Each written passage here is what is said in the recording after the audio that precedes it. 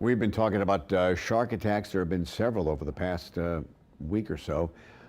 So people are being told to stay alert when they are in the water. We've seen shark attacks in Hawaii and Florida. A shark seriously injured a woman off the coast of Oahu on Friday. The same day, 2 teenagers and a woman were attacked in separate incidents just a few miles apart in the Florida Panhandle.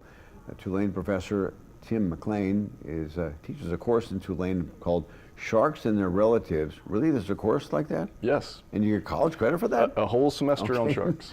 And it's here to explain the behavior of sharks and how to avoid them. The best way to avoid them is keep out of the water. But Sure. for people who want to go to the beach, and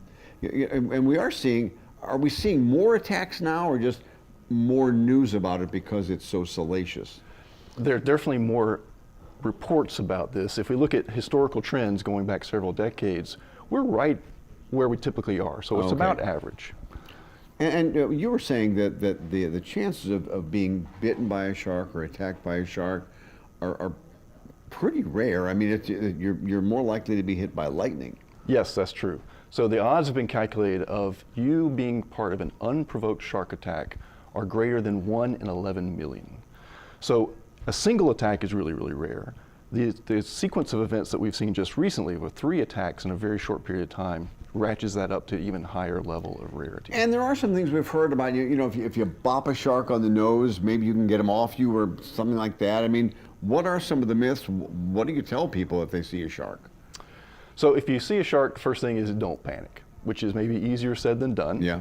But if you're in the water and you see a shark, the best thing to do is remain calm, because if you start splashing around and causing a lot of noise, that's something that can actually attract its attention and cause it to come near you. Because they usually, they don't usually eat humans. No, they really have no interest in attacking us. It's usually, if they do attack, it's a mistaken identity. They think you are something else that they do want to eat. So if you see one, get out of the water as calmly as you can. Just walk backwards or swim backwards calmly. Keep your eyes on the shark so you know where it is.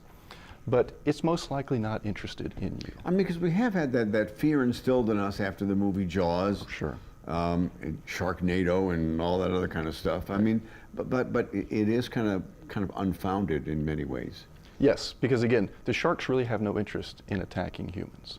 So, are there clothes? And because I was told if you wear orange or something like that, that attracts a shark, or is that so true? sharks are actually colorblind. Okay. So what they are cueing in on is the sharp contrast between what may be a brightly colored swimsuit and then the darker background of the water behind them. They can see that contrast really, really well, but they can't tell what color it is. Also, if you have like an open wound or something because they have a good sense of smell, don't they? Yes, absolutely. So if you have an open wound and you're bleeding, or even if you're menstruating, or if you walk into the ocean to urinate, for example, you are releasing chemicals into the water that they are acutely keen to be able to smell and will certainly attract them to come to you.